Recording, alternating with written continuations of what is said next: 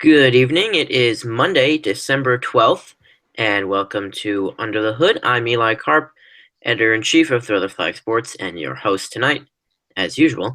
And along with me tonight, Eric and Happy. Pretty small crew, and we're going to get right to it.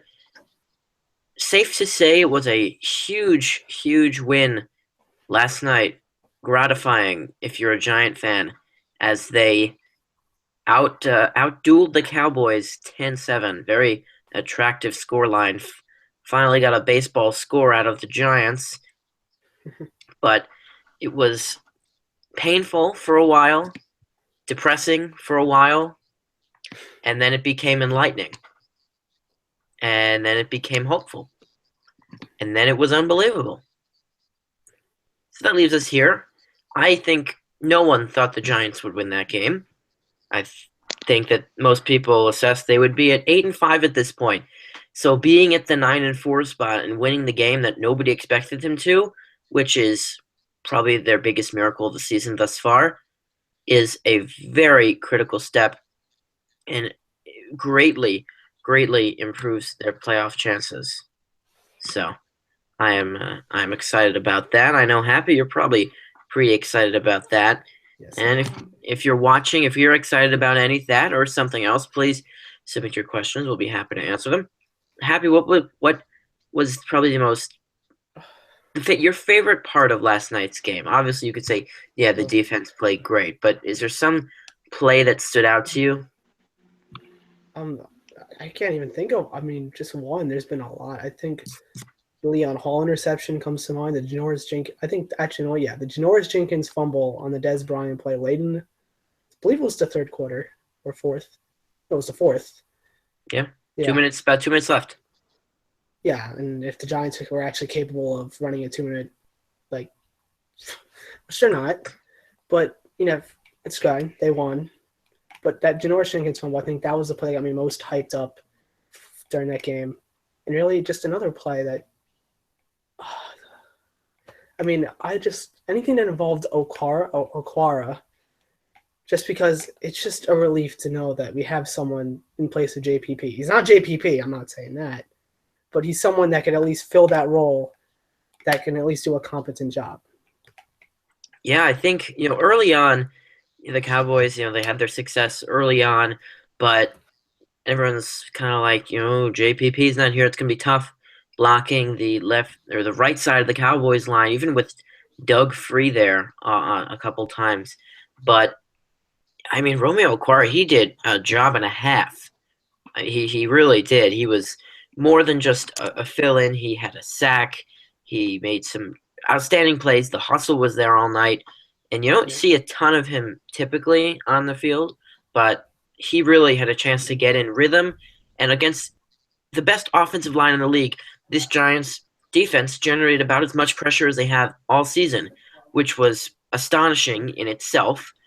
And it was beautiful to watch. The one touchdown they scored was a beautiful fake, and you thought, oh, it would be a long night. But the defense responded, and when they gave up some yards, they then forced either a punt or they came up with a big turnover a few times with the 2 interceptions and the fumble. You cannot overstate just how incredible that defense was last night. This is not the Cleveland Browns offense. This is not the Chicago Bears. These are not the Bengals. These are not The Rams. These are not most of the teams they played this season. These are the Dallas Cowboys who have run over their opponents. And sure, Ezekiel Elliott ran for 107 last night. But you know what? The second half defense was spectacular. The pressure they brought got there. The offensive line didn't look inhuman. This defense looked like a defense that can carry a team into the playoffs and at least win a playoff game or two. I'm not saying that they definitely will, but based on the way the offense is playing and how many times the offense gave no inspiration to the defense, it was just admirable how well the defense responded and then was able to just come up with big play after big play after big play. And I don't think anyone saw it coming, and The Giants are in the thick of things. Eric, did you watch last night's game?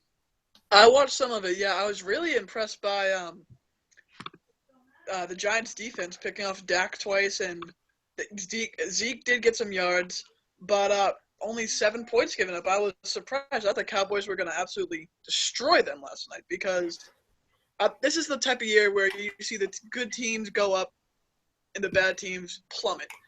The Atlanta Falcons, like they did last year, I thought they'd plummet this year. I think the Giants would too. But looking after last night's game, proven they can win a playoff type game, low scoring game, defense good. As a Patriots fan, I don't want to see the Giants in the Super Bowl a third time. Hi. Yeah, I mean, it's really amazing. The offense, which was the defense, which was horrendous, absolute trash a year ago, and the money is finally paying its dividends. And, they thought, okay, fine, middle of the road defense, enough to get by. The offense will be good. Except the offense is horrible. The offense works off of one big play to Odell a game and maybe one other touchdown. And if they're lucky, a field goal. They did not. The Dallas defense, the run defense is pretty good. Sure, they're not going to get that much.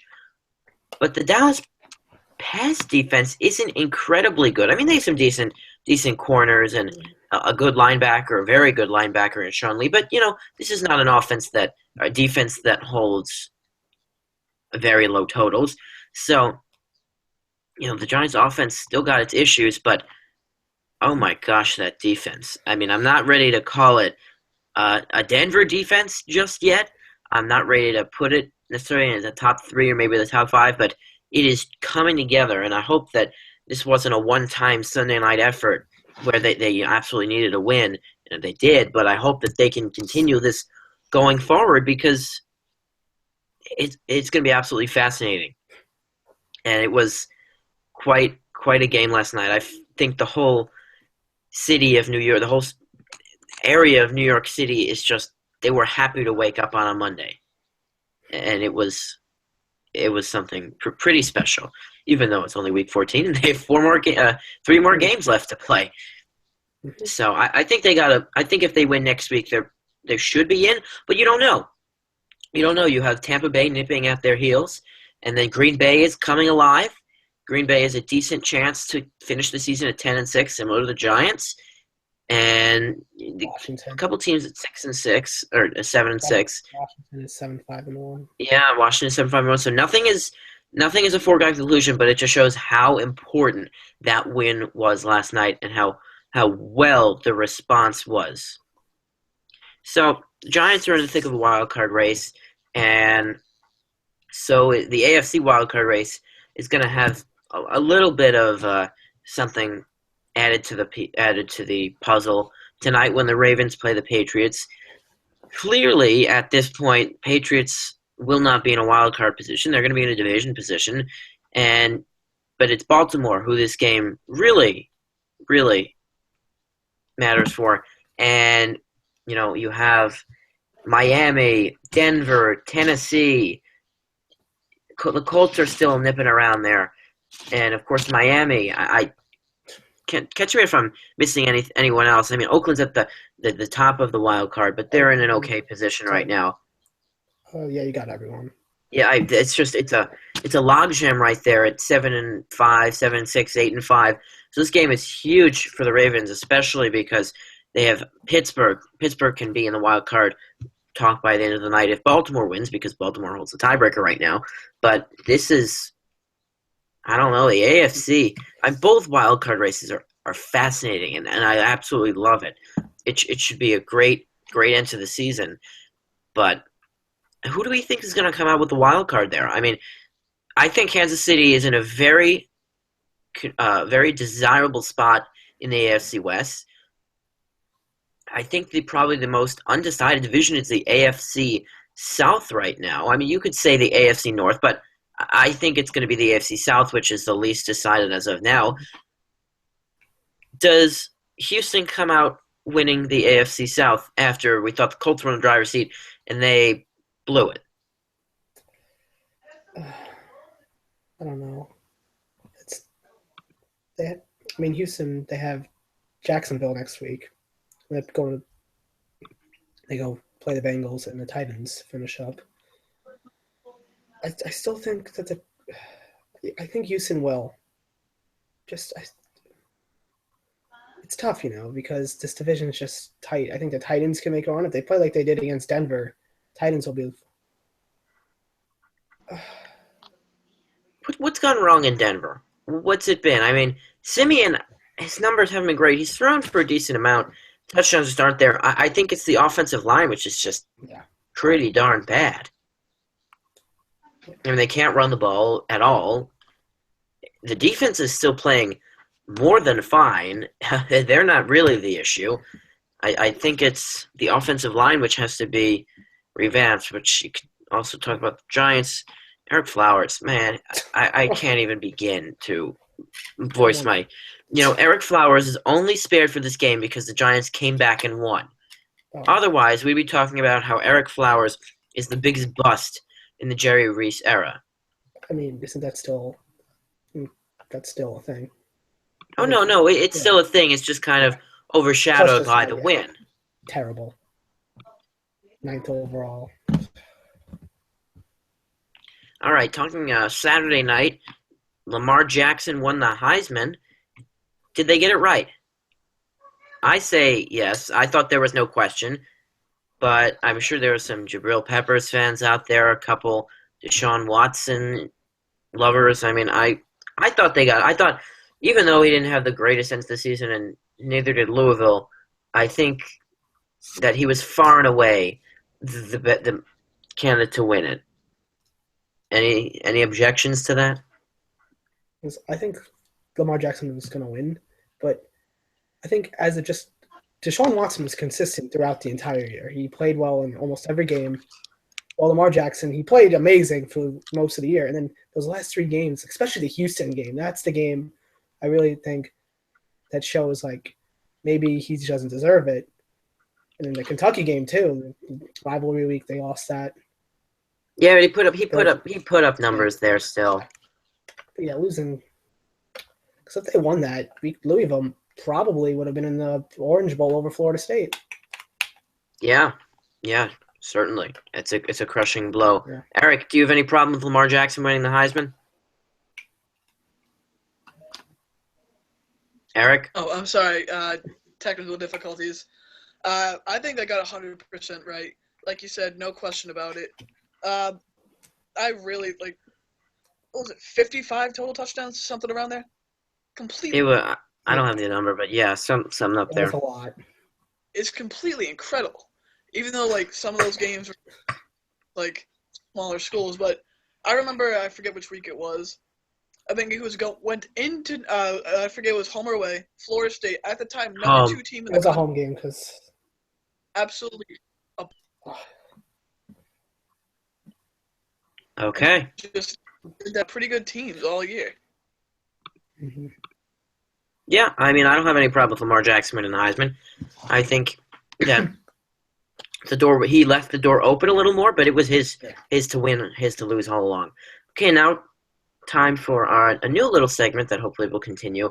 Simple, yes or no. I'll pose a yes or no question to each today, both Happy and Eric, and they're going to say yes or no. So we got a few here. And Jeff Fisher was fired today. Thank goodness. That man needed to be fired. And I think if you've watched this show before, you know how I feel about Jeff Fisher. And I don't know why they gave him an extension 5 or 6 weeks ago. One, he only got around to signing it last week. Yeah. But why they would give it to him a month or 2 ago and fire him now, I find that weird. But you know what? Kudos to you, Rams. You fired him. And, okay, that leads us to this question. Happy. Jeff Fisher will find another head coaching job in the NFL, yes or no? No.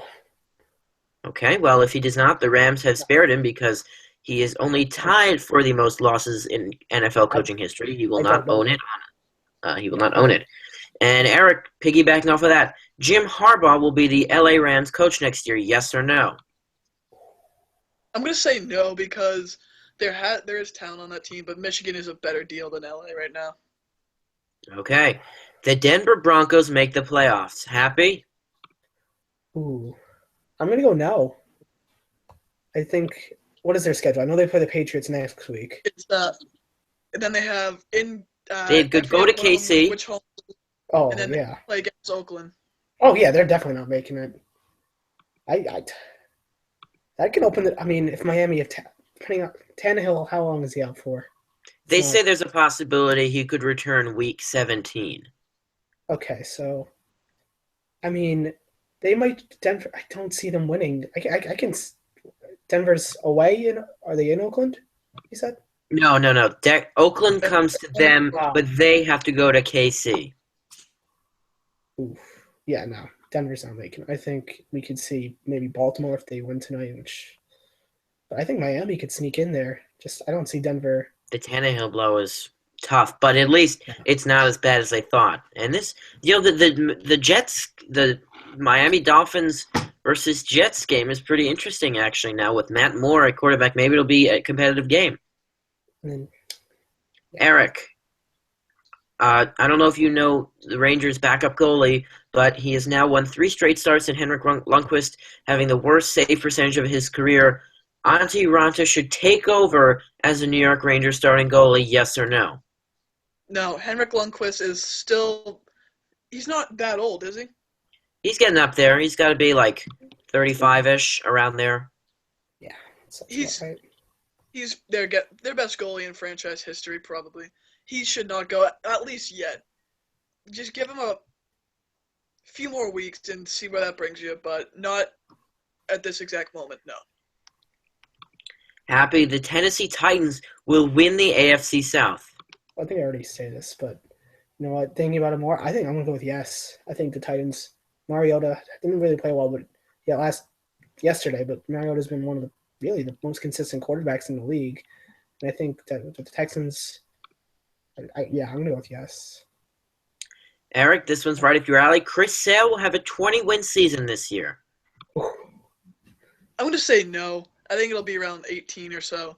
But there's usually like an adjustment year that people like come into Boston. It seems like Porcello, Price, they've all had at least until the All-Star break until their full form. But I think he'll be like around 18, so not 20. Okay, and our final one tonight, Happy. Bryce Petty will be the New York Jets starting quarterback next season. Yes, because I mean, actually, you know what? No, I think they're gonna find a veteran to start next year. I still don't think they think Bryce Petty's ready because they're just forcing it because I don't think they want to see Fitzpatrick anymore. I think they'll find a guy like Tony Romo, maybe a Jay Cutler, which maybe not be the best option, but there's really not much else out there for them. Okay, well, you gave me an idea. One, there's no reason for the Jets not to be starting Bryce Petty right now. And two, going back to what you said about Tony Romo, Eric, this one's for you, yes or no. Tony Romo is in a Buffalo Bills uniform next season. Buffalo Bills. Buffalo Bills. I'm going to say no. They're having second thoughts about Tyrod Taylor. Leave it to Rex Ryan to have second thoughts. Yeah, if he moved from anywhere except Dallas, I can see it maybe Denver for a year. That's what I've heard before. He's expressed interest in Denver. Yeah. Okay. But I don't think he's going to be in a Bills uniform next year. And okay, fine. Next, and the last question of that piggyback. Happy Rex Ryan will finish the year as head coach of the Buffalo Bills. Yes or no? I think he'll finish it, but I think he'll be. I think he'll be on the team. I think he'll be the coach next year. Ooh. I don't know. Okay. They're not doing terrible. They're 6. What are they? 6-7. They're 6-7, but this is now. Yeah. This actually is a team with plenty of talent, and they just can't win. They can't find the playoffs. So when you look at it like that, it's hard to. And you know, Rex with all the guarantees and all the razzle dazzle of Rex Ryan, it doesn't add up. I just view it as: is there anyone out there that's better? There's not many choices out there. That really, maybe Coughlin, but Coughlin really doesn't want to. No, Coughlin's going to be in Jacksonville. I've made that clear. I actually, can I just say something? I think Tom Coughlin would be a perfect fit for the Jets if they decide to fire Bowles. I mean, he stays in New York. I don't think they're leaning towards it, but that's a very interesting point. Doesn't force him to leave, because that's why he didn't want to go to Philly last year. And he clearly still wants to coach. Mm-hmm. And it's just a change of pace. It's an offensive-minded coach. Different Jets have had a defensive-minded coach forever. It's a change of scenery. Do we think Mike McCoy is going to be back next year for the Chargers? I've always thought he's been decent, but they just haven't been able to win. They've been unlucky. I think they have the most players on IR. I think they have like 15 guys. Yeah, and Rivers keeps throwing interceptions. Yeah, helping my fantasy team out. I mean, I won, but... If you're watching, please submit your questions. Otherwise, got a nice short show tonight. Quick hitter, in and out. That way you can all catch your Monday Night Football without us interfering. Any other points you'd like to bring up? I got nothing. Eric? No, I'm all set. All right. Well, I'm going to check for questions. And that is all for tonight. Thank you for watching. And we will see you next Monday. Next Monday, our last episode of 2016. As we will then be heading to the holiday break after that. So we'll be back next Monday around the same time. Please tune in and have a good night.